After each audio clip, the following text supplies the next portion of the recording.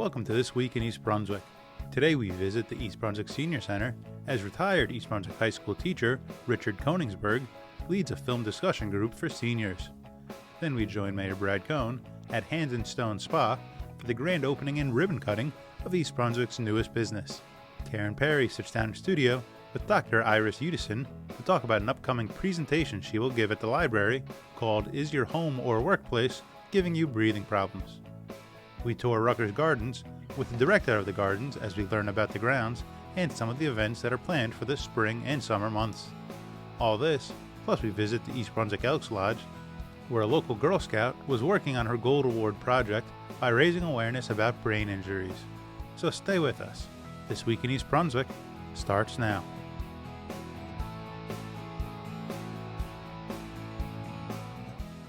There's three things I'd like you to zero in on that are considered historic.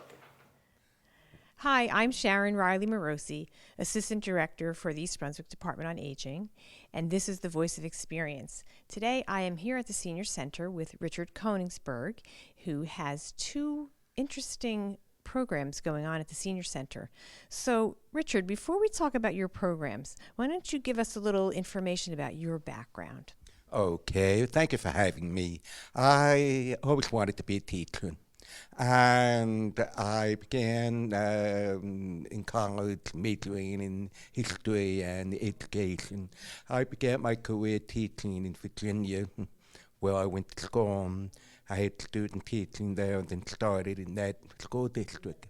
I have 45 years experience in education. I've taught in 2 states and 3 school systems in Virginia, in Maplewood, South Orange, and in East Brunswick. I wanted to teach because I felt it was a wonderful way to earn a living and be with people, inspire them, encourage them. I also was always active in athletics, so it was a way for me to combine teaching with the sports as a coach. So I really enjoyed my career very much. So, how did you find your way to the Senior Center? Okay, I was teaching sociology in East Brunswick High School about 25 years ago, when the principal at the time wanted to introduce a program where senior citizens would come into the school. He asked me if I would help create and start it. I was flattered that he thought of asking me, but I thought, okay, why not? So we started the program in September of 1996. It has grown over 20 years to include 5 classes and 35 senior citizens. Our first class was one small class with 4 senior citizens. So it's been a very rewarding program. I knew the students really enjoyed it, and so did the senior citizens, and they learned from each other. I say that because in today's times, we're just much more mature. This looks like very put on. It's fake almost, and I don't know. It doesn't seem like real comedy anymore. I find You're this funnier right. than the stuff that they have now. I find this is funnier than when the stuff that you see on. I don't find the stuff that they consider comedy funny. I sit there and go, eh. Okay. What I did was I tried to think about what films would be memorable for them to see, and I tried to bring the history of what the film is about into the group. So the first film I showed was Something Like a Heart. Marilyn Monroe, Jack Lemmon, Tony Curtis. That film is about Prohibition in the 20s. It's considered the best comedy in American history. Anybody remember what number 1 is? Something Like a Heart. Thank you. was Something it? Like a Heart. Something Like Okay, a so Heart. you earlier. Okay. Something Like a Heart is number 1. This is number 5. Willingness. Why?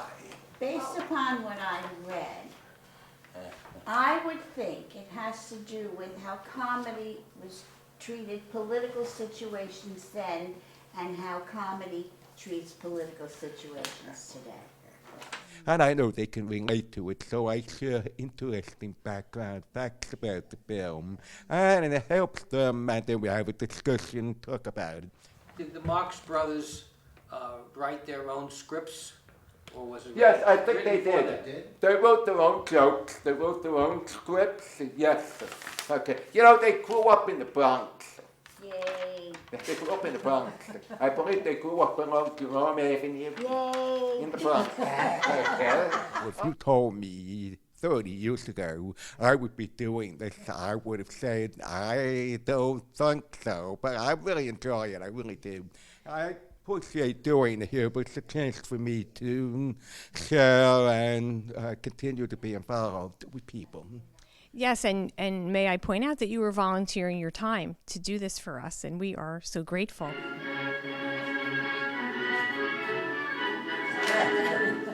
If you'd like more information about Mr. Koenisberg's programs here at the Senior Center, or any other information about programs and services available through the East Brunswick Department on Aging, then please call us at 732-390-6896. And please remember, East Brunswick Department on Aging is here to help you and yours age successfully. But in the film, Harper was always quiet. Okay, he honks his horn. Yeah, Okay, he doesn't talk. He perfected that.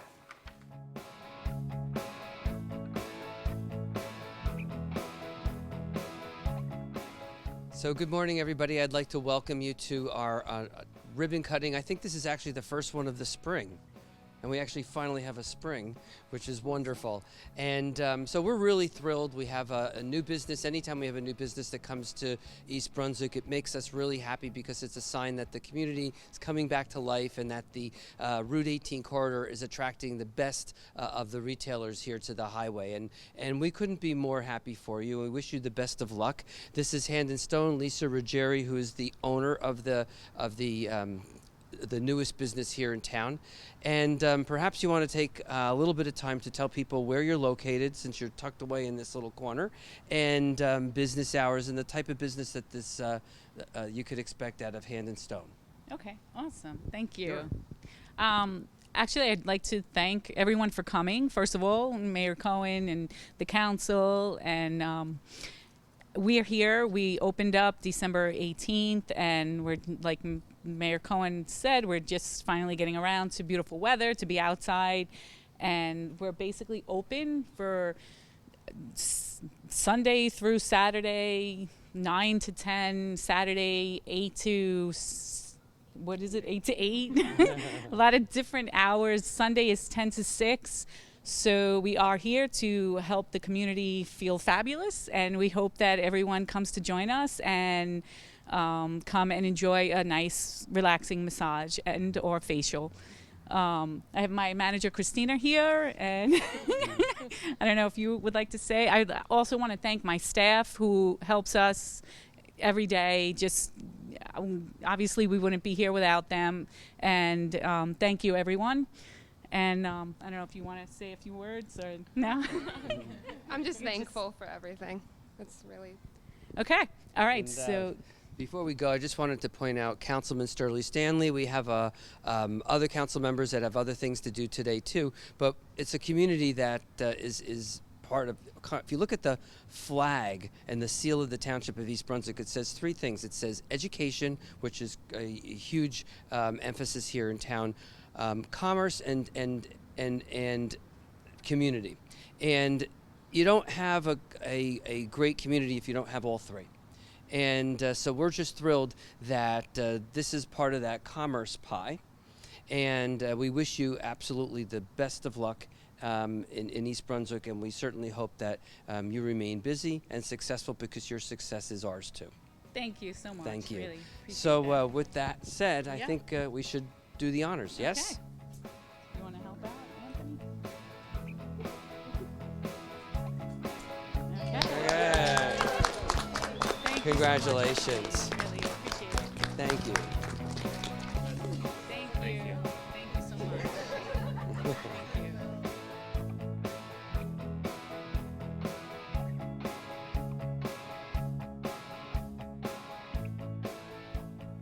Hello, I'm Karen Parry. I'm Manager of Information Services at the East Brunswick Library and Manager of the library's Just for the Health of It initiative. I'm joined here today by Dr. Iris Udasin.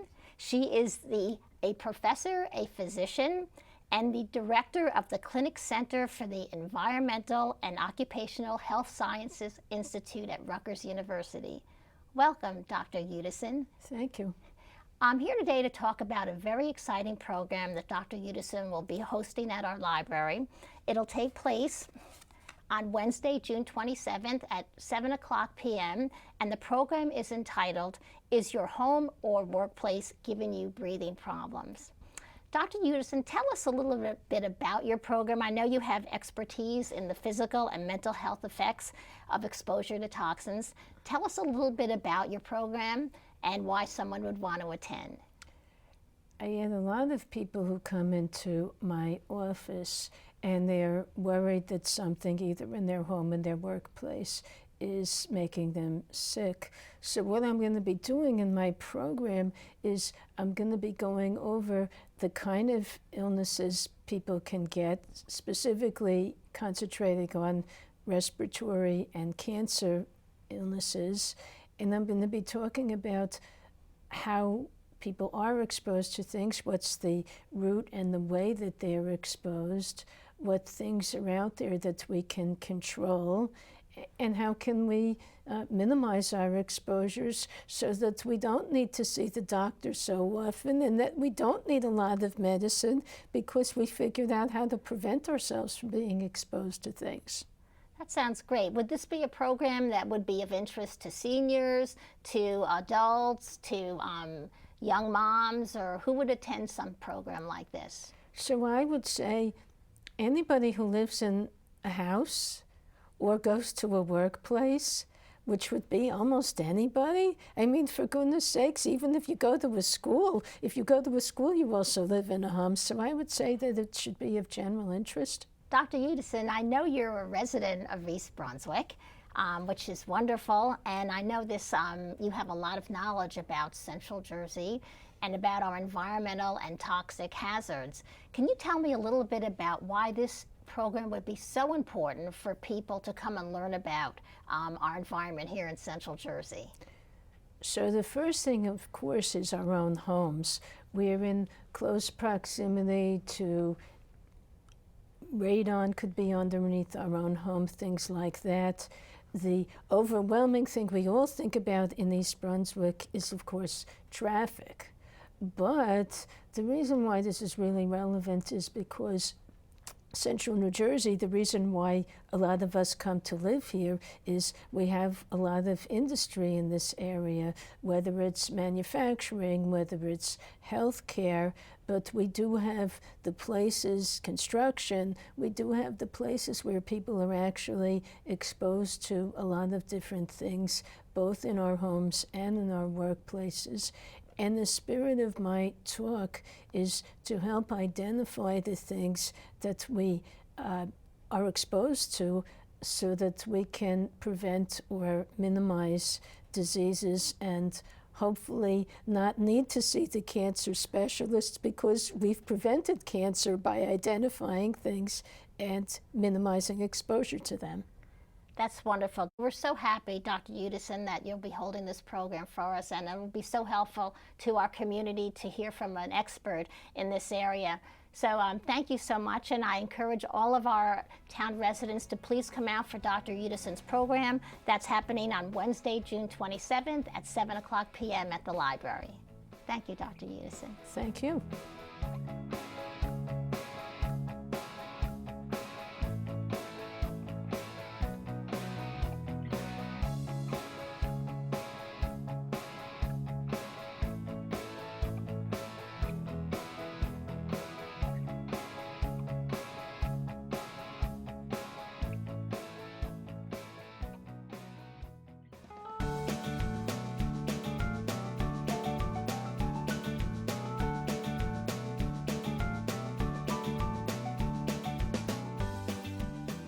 Good morning and welcome to Rutgers Gardens. For those who don't know, Rutgers Gardens is the botanic garden for Rutgers University. We are located on the campus of the School of Environmental and Biological Sciences, also known as the Cook Campus. And we're just off of Riders Lane. And actually Rutgers Gardens is close to 200 acres in size and borders Route 1, Route 18, and Riders Lane. but a lot of people drive past it and don't realize that this gem is here. So where we are standing right now is underneath a magnolia named Larry.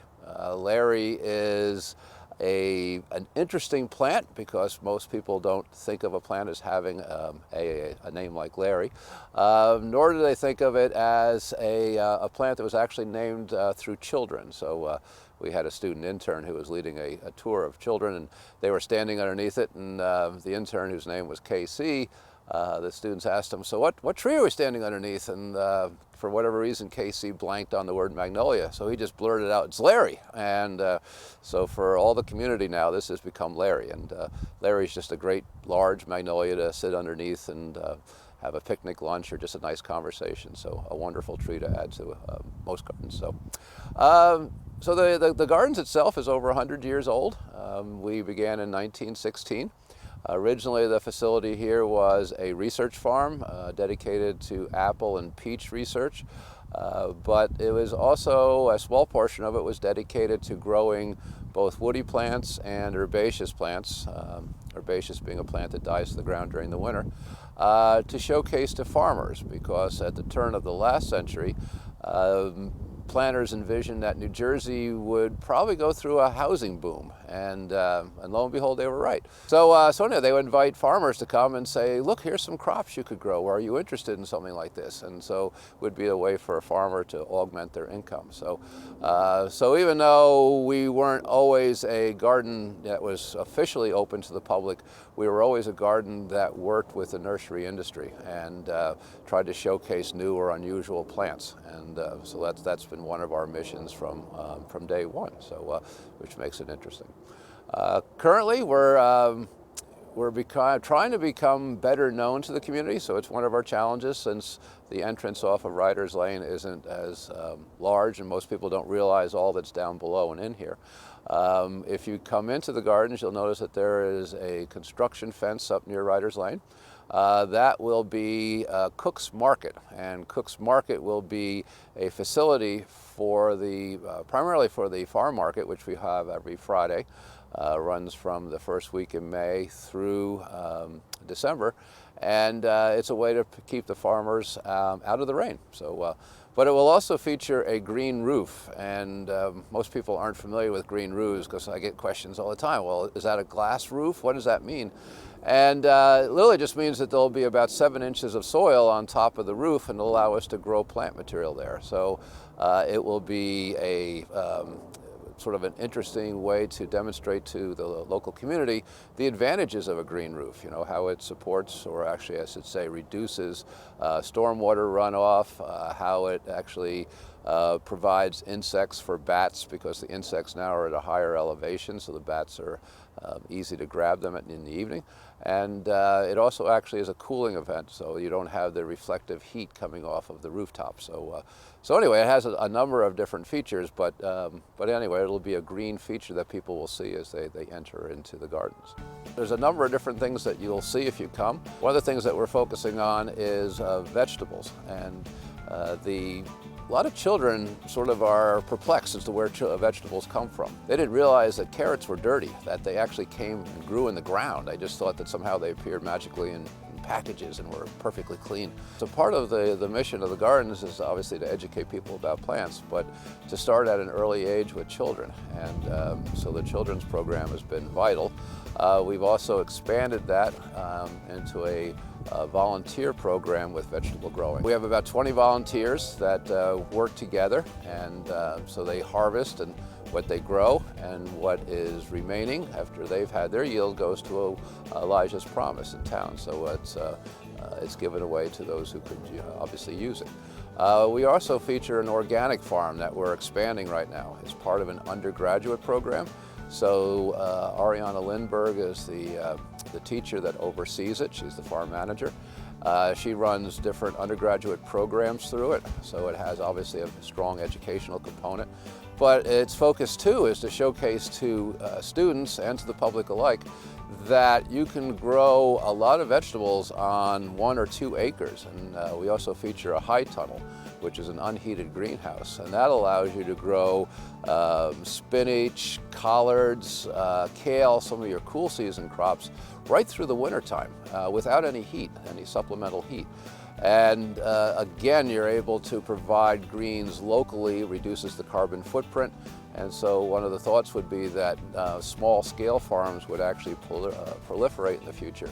And homeowners would actually know where their food comes from. So that's one of the newer amenities that is going up in the gardens. So I truly hope that you will come and visit the gardens, whether it's this spring, this summer, or this coming fall, even in the winter months, because we have cross-country skiing, provided we get a good snowfall. If we have a website, which is rutgersgardens.rutgers.edu. It features all of our facilities, our rentals, our programs that go on. If you are interested in plants, I encourage you to come out to our plant sale on Mother's Day weekend. It's Friday through Sunday, and it features some of the more unusual vegetables, annuals, or woody plants that you can find for your garden. So I encourage you to come to that. It's one of our ways of supporting the gardens. And I also encourage you to become a member. So the gardens is not entirely self-supporting. The university supports it, but in order for us to grow and to add new gardeners, membership really does make a difference and help. So, so please come out. If you're GPSing it, best address to use is 130 Log Cabin Road, and that will bring you right into the gardens. And if you're looking for a phone number, it's 732-932-8451. So looking forward to seeing you in the gardens.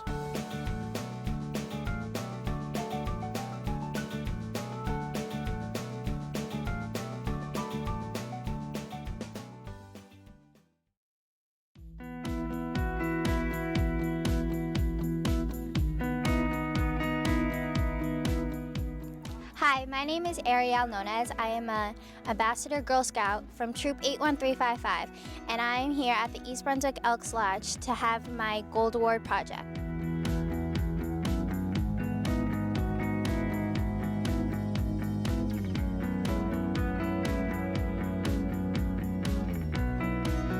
A Gold Award project is the highest award a Girl Scout can earn, and it portrays leadership and community service to help out and bring a change in your community. Part of my Gold Award project is having this brain injury health fair towards the community where adults and children can come out and learn about awareness with the protection and prevention of brain injury.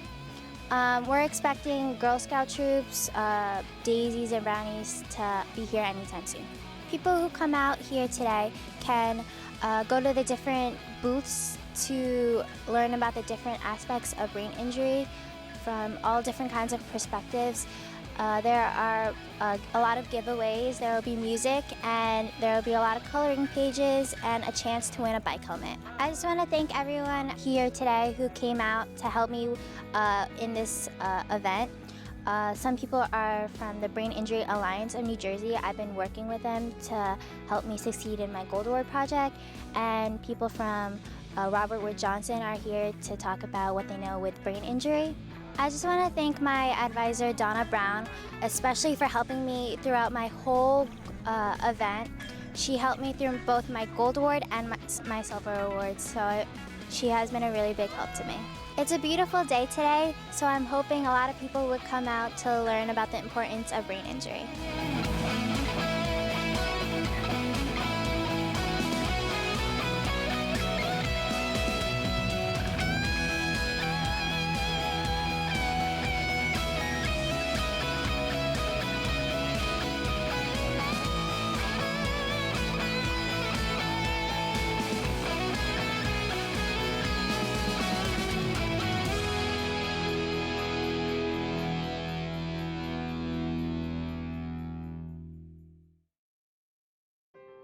Hi, I'm Melissa Hosick, and I invite you to attend one of our upcoming May events for adults at the East Brunswick Public Library.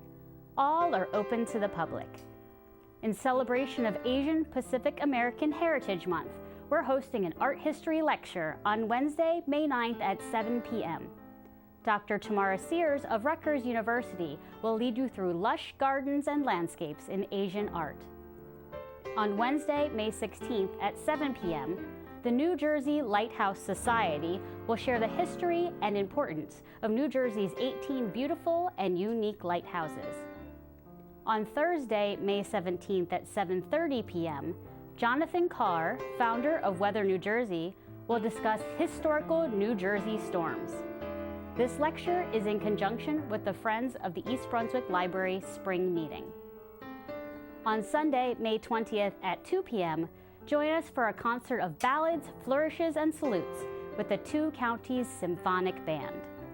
To learn about our other events, such as our Medicare workshops, crafting programs, meditation lectures, and more, visit ebpl.org/calendar or follow us on social media. We hope to see you in May.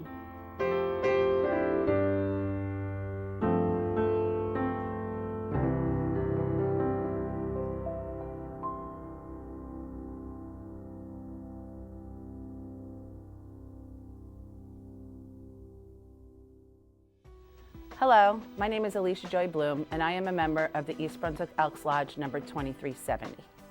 There is a very serious problem occurring in our community that we need to address: substance abuse. Please join us as we come together as a community to educate, support, and inspire. The East Brunswick Elks Lodge number 2370 and the East Brunswick Alliance is joining together for EB Cares, drug prevention, education, and overdose awareness. The event will be happening on Saturday, May 5th, 2018, from 1 to 4 p.m. at the East Brunswick Community Arts Center.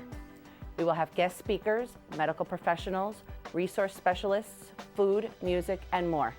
This is a family-friendly event with free admission. If you would like more information, please email us at elksebcares@gmail.com or come out and join us on May 5th at the East Brunswick Community Arts Center. We hope to see you then.